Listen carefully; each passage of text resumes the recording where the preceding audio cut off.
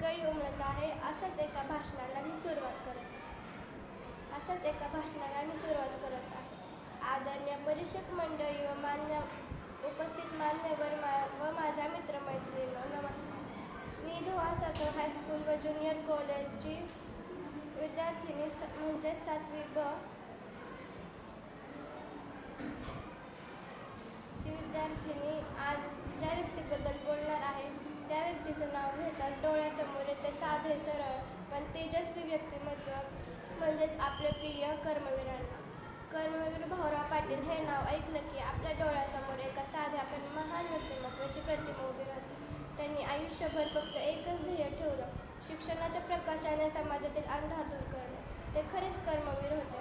त्या काळात समाज अंधश्रद्धा, जातीभेद आणि गरिबी यांच्या जाळ्यात अडकून पडला होता. शेतकरी आणि मजूर वर्गाच्या मुलांना शिक्षणाचे दारही गाठता येत नव्हते. गरीब पालकांची मुले उपाशी राहायची, पण शाळेच्या दारात त्यांना जागाही मिळायची नाही. अशा काळात एक थोर पुरुष पुढे आले आणि त्यांनी ठाम निर्धार केला की गरिबांच्या हातात शिक्षणाचं शस्त्र द्यायलाच हवं.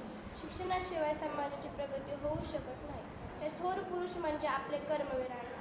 कर्मवीर अण्णा साधेपणात मोठेपणा दाखवणारे होते.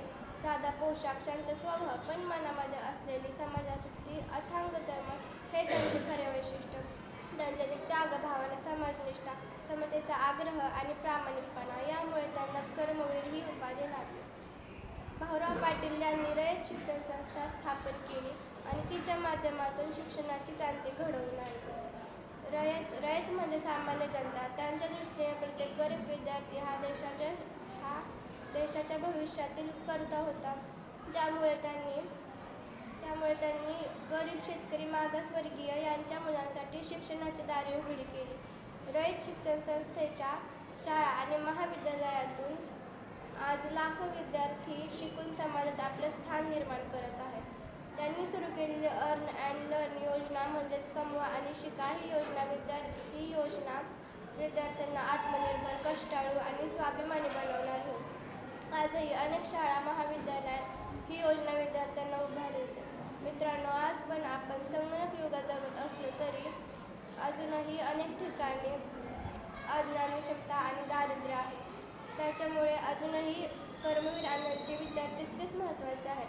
आपण सर्वांनी त्यांच्या विचारांचा अवलंब केला, त्यांच्या ध्येयाला आपल्या जीवनाचा भाग बनवला तर समाज नक्कीच प्रगत होईल.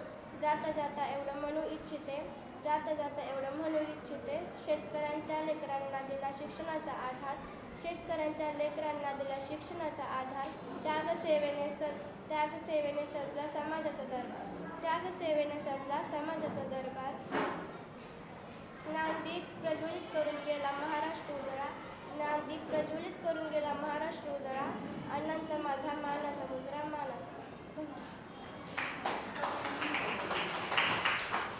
पुढील स्पर्धक आहे चिरंजीव अर्णव रणजित